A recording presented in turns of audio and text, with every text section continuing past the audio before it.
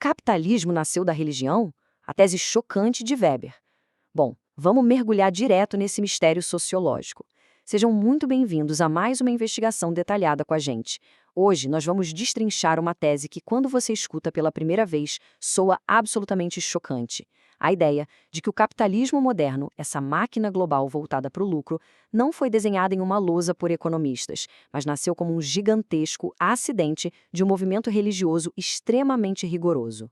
Pense com a gente nessa grande ironia. Como é que uma teologia puritana, focada em negar os próprios desejos, abominar a ociosidade e fugir de qualquer tipo de luxo, acabou criando, sem querer, o sistema econômico mais materialista e focado em riqueza de toda a história da humanidade? É um quebra-cabeça fascinante sobre o poder incrível que as ideias têm de moldar o mundo real. Parte 1. O paradoxo protestante. Vamos ver como a Sé e capitalismo se cruzam nesse começo. Toda essa história começa lá no comecinho do século XX, com o monumental sociólogo alemão Max Weber e a publicação da sua obra A Ética Protestante e o Espírito do Capitalismo. E o legal aqui é que o Weber não tirou essa teoria da cartola. Ele olhou para os dados estatísticos da época dele e percebeu um padrão muito claro e inegável. As pessoas que eram donas de capital, os grandes investidores e os profissionais mais qualificados eram, na sua esmagadora maioria, protestantes. Então ficou aquela pulga atrás da orelha. Por que justamente esse grupo tinha essa inclinação tão forte para o sucesso e para a racionalidade financeira? A resposta do Weber passa por um conceito fundamental chamado ascese intramundana. Calma, o nome é chique, mas a ideia é simples. Pensa na Idade Média. Naquela época, se alguém quisesse viver uma vida de extrema disciplina espiritual, essa pessoa ia para um mosteiro, certo? Se isolava de tudo. O protestantismo chegou quebrando essa lógica. A exigência agora era manter aquela mesmíssima disciplina rigorosa e fugir dos prazeres, só que no meio da vida real, nas cidades, convivendo em sociedade e, acima de tudo, no ambiente de trabalho. É aí que a semente do nosso paradoxo foi plantada.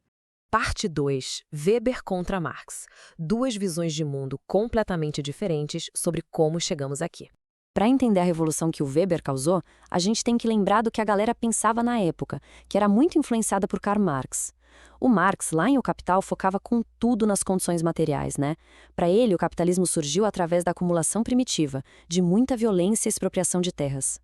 O Weber chega e diz, olha, o lado material é importante pra caramba sim, mas ele não conta a história inteira. Ele trouxe uma lente nova, colocando holofote nos aspectos socioculturais. Para o Weber, os valores morais e as crenças espirituais foram motores gigantescos para dar vida à forma moderna de agir na economia. Isso ilustra muito bem outro termo famoso do Weber, afinidade eletiva. Funciona assim. Não foi uma relação de causa e efeito simples, onde a religião inventou o capitalismo.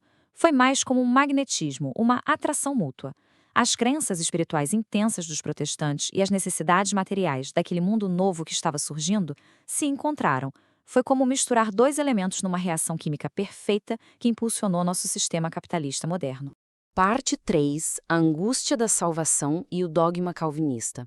Vamos entrar um pouco no lado psicológico da coisa.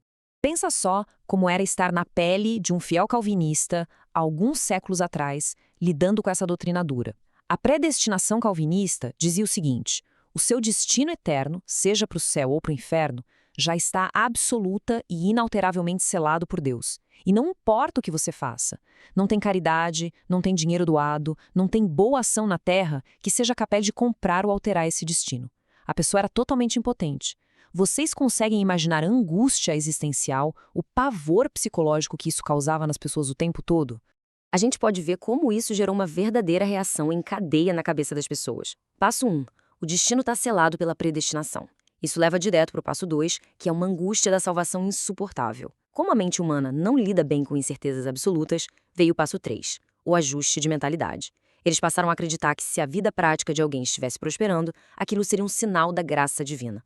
Uma pista de que talvez ela estivesse salva. E aí, para buscar esse sinal com todas as forças e calar o desespero de vez, chegamos no passo 4, o trabalho incessante.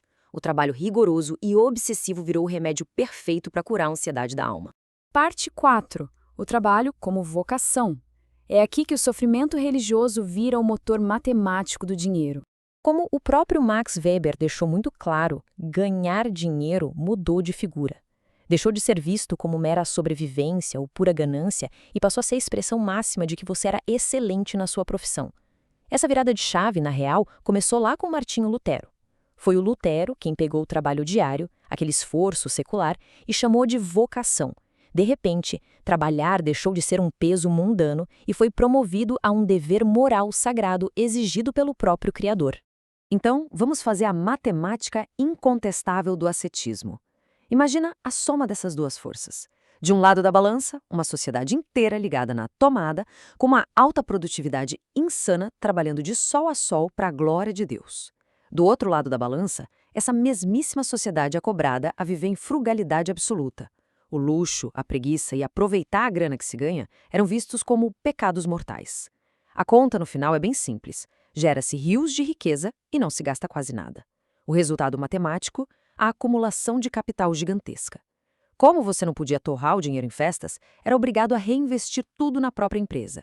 E aí chegamos no que o Weber chamou de o tipo ideal protestante. Fica muito fácil identificar os traços. São trabalhadores, sóbrios que nunca param, um foco tremendo em poupar e investir o tempo todo, e uma visão inédita de que lucrar dentro da lei era literalmente uma obrigação moral.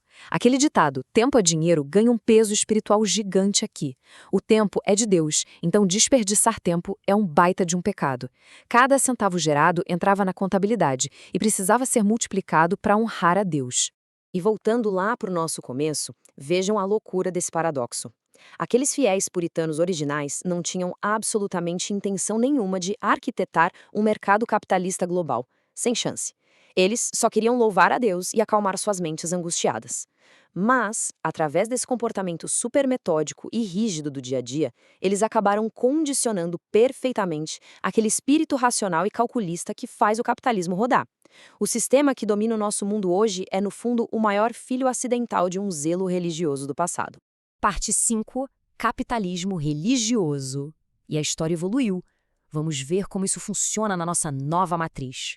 O próprio Max Weber já dizia, num tom bem pessimista, que com o tempo o fervor religioso original ia acabar sumindo, mas a engrenagem econômica implacável ia continuar rodando e aprisionado todo mundo numa burocracia sem fim. Mais pra frente, o pensador Walter Benjamin pegou isso e levou para um patamar espetacular.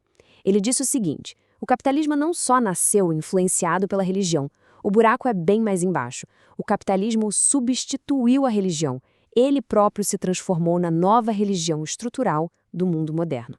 Dá só uma olhada em como essa religião moderna está funcionando.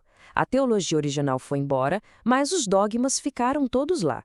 Hoje existe um verdadeiro culto à produtividade incessante e ao dinheiro.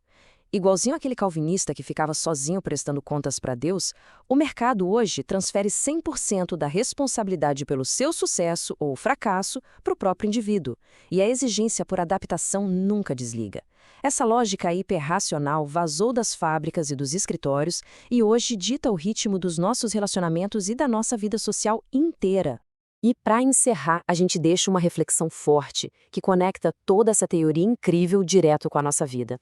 Se o sistema em que a gente acorda e vai trabalhar não é só uma mecânica econômica, mas de fato funciona como a nossa grande matriz religiosa, definindo o nosso valor como ser humano, o que acontece com as pessoas que simplesmente não conseguem se adaptar? Qual é o preço pago por quem ousa ser um herege nesse culto atual e decide parar de produzir o tempo inteiro? Vale muito a pena continuar questionando esses dogmas invisíveis do passado, que até hoje ditam silenciosamente a nossa vida moderna. Muito obrigada por acompanharem mais essa análise com a gente e até a próxima.